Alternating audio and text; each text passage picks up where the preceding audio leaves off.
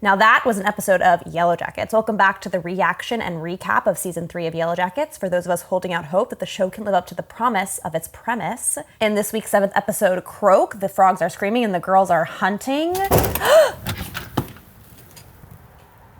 What's going on here? You got the lights, the camera? It's my Yellowjackets recap and reaction video. Yellowjackets? I'm a fair-weather fan. Ready to return when the sun comes out and Yellowjackets land. Can I hop in here? Yeah, you mean when the winter winds are nipping and the girls are hunting. I don't understand. Please explain to me what's going on. Okay, well, let me catch up to speed.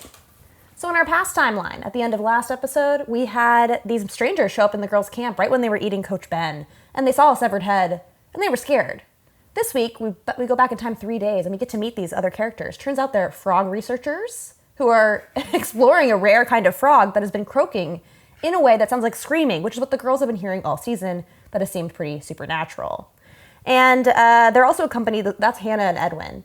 They're also accompanied by a man named Kodiak, who is playing a kind of Captain Kurtz sort of wilderness guide, played by Joe McHale. So we get to know them and their dynamics. Edwin and Hannah kind of are a couple, but it's clear that Hannah kind of likes Kodiak.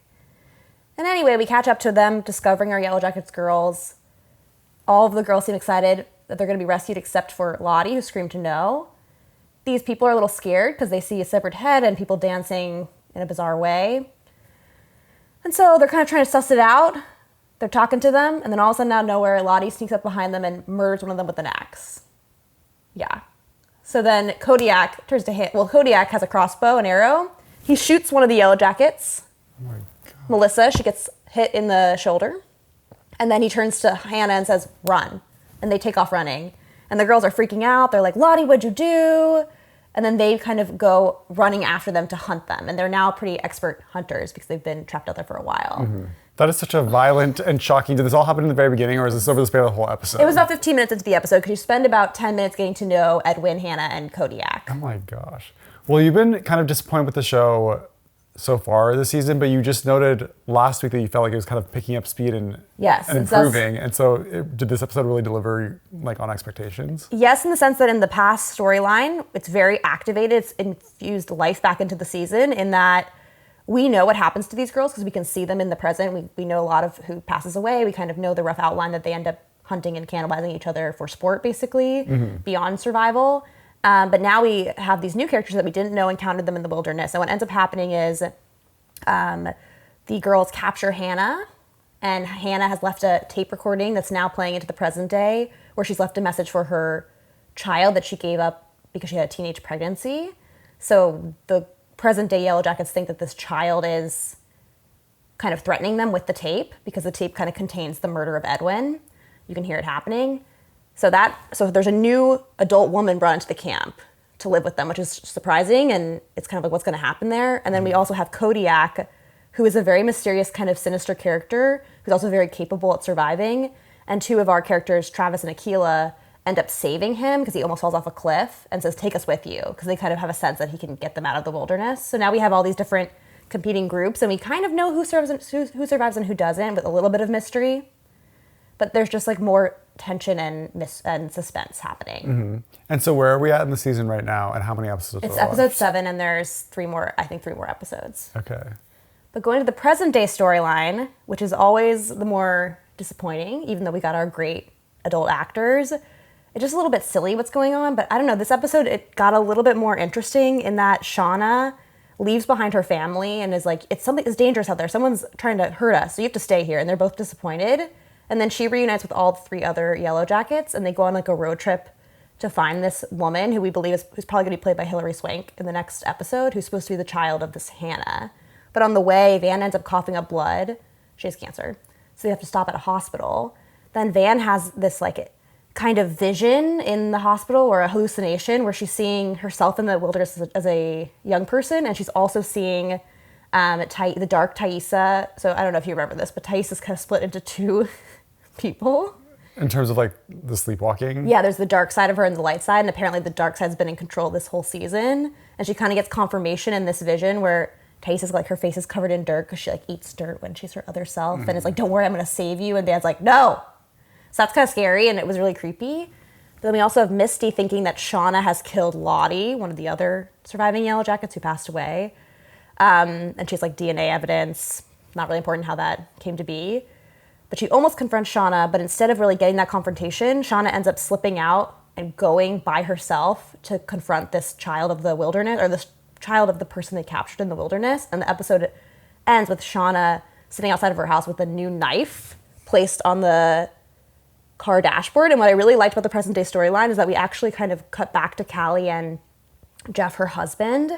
And Callie has heard the tape, even though her mom doesn't know that, and is researching people who went missing near where the Yellowjackets were found in the 90s and discovered these missing people reports. And so she kind of confronts her dad. She says, do you think it's possible the Yellowjackets were involved in this? And he's like, what? No, it's impossible. And she goes, we always think mom's a good person who had bad things happen to her. But what if she's actually a bad person? And she says, we know that she's capable of this. We know she's capable of this kind of murder then and now. And so it just kind of sets up this interesting like thematic question of like, are these girls good people who had bad things happen to them? Or are they kind of messed up in the present day and making bad choices because they were always sort of messed up and bad? And I feel like that's like a question we all kind of relate to. Like when we make bad choices, we want to blame external circumstances, but is that right? So it's working for me on two levels. There's like more tension, and then also the thematic exploration is a little bit clearer. And it sounds like it's happening in both the teenage storyline and the adult storyline. Correct. Are both becoming stronger this season, or this episode specifically. Yeah. Wow. Any thoughts about what you heard? Anything stand out to you? I'm kind of shocked by Lottie's action to choose to sever his head. Had it been leading up where she's going to be so violent like this? She believes that the wilderness is speaking to her. She calls it, and she thinks, and she lost her ability to communicate with it. And this season she's been using other people to try and talk to it. And she basically justifies her actions by saying these strangers, the wilderness doesn't want them here, and it's dangerous for us. So that's how she justifies killing Edwin. But nobody else really is on the same page as her at this point in time. Although Shauna is arguing that Shauna is kind of, first of all, seemed kind of, she smiled when Lottie killed this man, almost as if she delighted in it. And then she's also concerned, like, okay, people will come looking for them, so we'll be rescued no matter what, but we need to kill them because we can't leave witnesses to our cannibalism and our murder. We gotta get rid of the eyewitnesses. And these scientists, had they been there for a while, do you think, or did they just arrive, or is it unclear? They've been there for a little while, like they've hiked into this off-road area, which is why they need Kodiak. And they had a satellite phone that was going to be able to, if something went wrong, they could call, but it's broken because Kodiak and Hannah kind of were wrestling over it in a joking way, but it broke. But Edwin thinks maybe Kodiak did it on purpose. Like, I do think Kodiak seems like a mysterious character who could have ulterior motives and maybe isn't. The door's just open. It's Lottie. Shauna here to kill us. Shauna. Because Shauna, like, Lottie's like unstable, like maybe not mentally totally there, and people are kind of reacting more negatively to Shauna because it seems like she's delighting in these murderous activities. I read a hilarious theory online that the series will end with Shauna getting put into prison for her actions in the present, and they'll see her as some kind of like cannibalistic, tough prison lady, and she'll love it. And I think that's maybe a really that's what she wants. Good for her. Theory. But yeah, even though Shauna's terrible, like, I like her because that's what I want to see on TV. I want to see people being bad, and I want to think about what that means. Yeah, you want to see the people that would make the decisions that you would make in your own life. Exactly. Like, I don't want to cannibalize or murder anybody, but I would. But you want to experience it in a safe place. Yeah, maybe not the cannibalism part. I usually kind of turn away.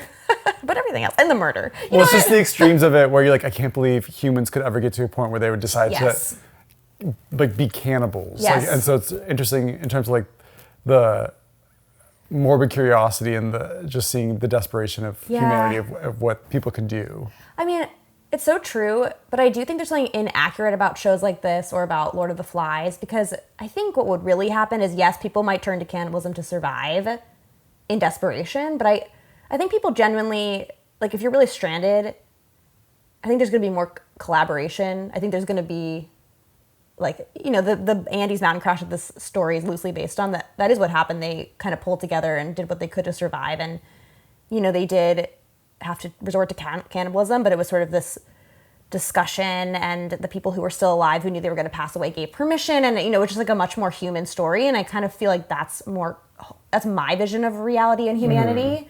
But this is looking at the darker side of like, well, what if we're actually monsters on the inside? I don't know. What do you guys think? Are we monsters? Are we What's the are we answer? angels? Are we something in between? We're something in between. I don't know. What do you guys think?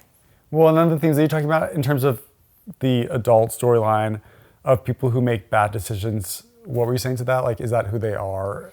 Yeah, and that's what it seems like Callie, their daughter, is like, Mom might actually be a bad person. Maybe she always was a bad person. And for Shauna, I don't know if you remember this from the pilot, but when we meet Shauna, she is sleeping with her best friend's boyfriend behind her best friend's back. I don't remember that. So there's this sense that maybe she was always kind of a bad person. Now, I don't know. Teenagers make poor decisions. I wouldn't say that makes someone a bad person because they're in this messy romantic entanglement when they're 17 years old or however old she's supposed to be.